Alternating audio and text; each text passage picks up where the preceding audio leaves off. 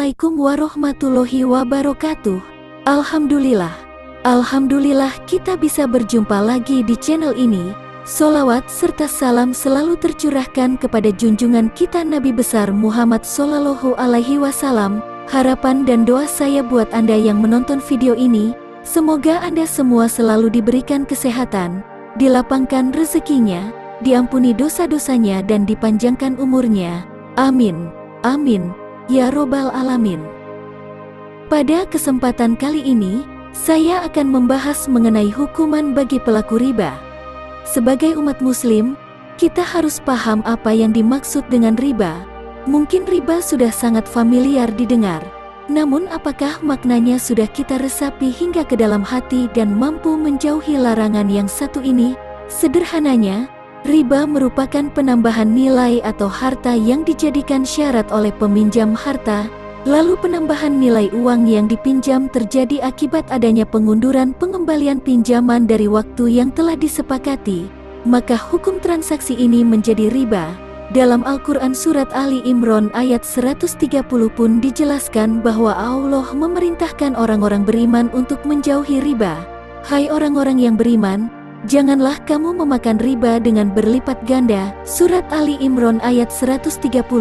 Akan tetapi jika kita ilhami bersama, riba masih dapat kita temui dalam berbagai aktivitas transaksi.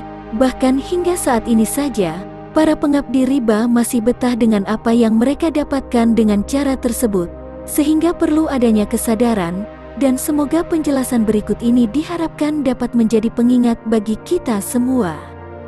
Apapun yang kita lakukan semasa di dunia, maka akan ada balasan karenanya. Apabila yang dilakukan bertentangan dengan perintah atau larangan dari Allah, maka akan ada resiko yang harus ditanggung. Nabi Muhammad SAW pun bersabda tentang laknat yang dilakukan oleh para pengabdi riba. Rasulullah SAW melaknat pemakan riba atau rentenir, penyetor riba atau nasabah yang meminjam, penulis transaksi riba atau sekretaris, dan dua saksi yang menyaksikan transaksi riba. Kata beliau, semuanya sama dalam dosa. Hadis riwayat Muslim, nomor 1598. Kita perlu tahu hukuman bagi pengabdi riba, agar kita bisa terhindar dari dosa riba. Berikut ini 7 hukuman bagi para pengabdi riba, di antaranya adalah 1. Dosa riba ibarat menzinahi ibu kandung. Bentuk riba bisa bermacam-macam, tergantung jenis aktivitasnya. Kita sebagai manusia memang tidak bisa memberikan hukuman dan menghukum pelaku riba, dan hanya Allah lah yang menentukan hukuman bagi masing-masing pelaku ribawi. Akan tetapi kita bisa mengetahui gambaran tingkatan hukuman untuk pelaku riba. Serta dari sini kita bisa saling mengingatkan satu sama lain. Pertama, ada hukuman dosa riba yang diibaratkan menzinai ibu kandung sendiri. Hukuman ini termasuk hukuman paling ringan di antara semua jenis hukuman ribawi. Diterangkan dalam hadits yang diriwayatkan Ibnu Majah No. 2275 bahwa riba itu ada 73 pintu. Sehingga memang benar adanya bahwa riba itu bermacam-macam bentuknya. Lebih lanjut lagi hal ini dijelaskan berdasarkan sabda Rasulullah yang artinya, riba itu ada 70 dosa. Yang paling ringan adalah seperti seseorang menzinai ibu kandungnya sendiri. Hadis riwayat Ibnu Majah, nomor 2274. 2. Dosanya lebih besar dari 33 kali berzina. Dosa ini diibaratkan lebih buruk daripada dosa 33 kali zina. Bisa terbayang bagaimana Allah begitu melaknat transaksi riba, dan hukumannya pun berat. Bahkan hukuman dari dosa 1 kali dosa saja mungkin tak terbayang bagaimana pedihnya. Hukum dosa riba ini disebutkan oleh seorang tabi'in bernama Ka'ab al-Ahbar, dan beliau berkata yang artinya, aku berzina sebanyak 33 kali. Lebih aku suka daripada memakan 1 dirham riba yang Allah tahu aku memakannya ketika aku memakan riba. Hadis riwayat Ahmad. 3. Perut membesar. Disebutkan pula bahwa dosa para pengabdi riba bisa berupa azab membesarnya perut dan dalamnya dipenuhi oleh ular pada hari kiamat.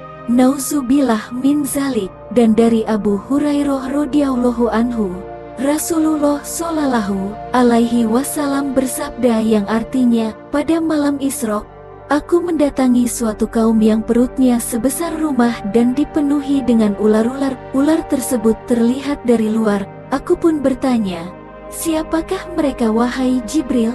Mereka adalah para pemakan riba. Jawab beliau, hadis riwayat Ibnu Majah, nomor 2273. 4. Berenang di air darah dan disuapi batu.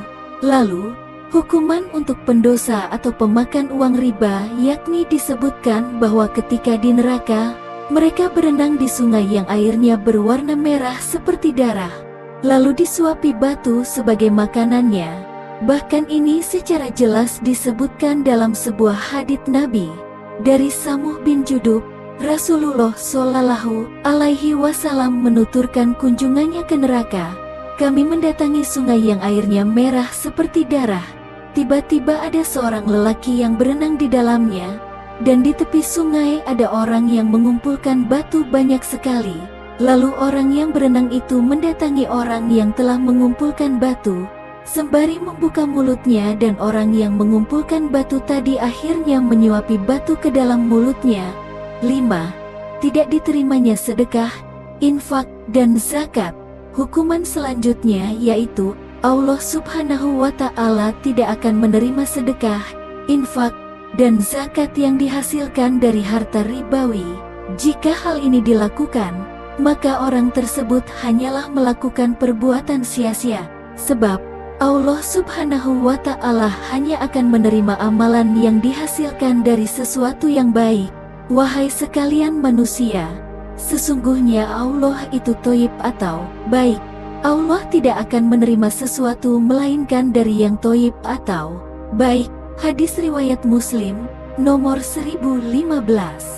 6. Peringatan azab bagi sebuah negara.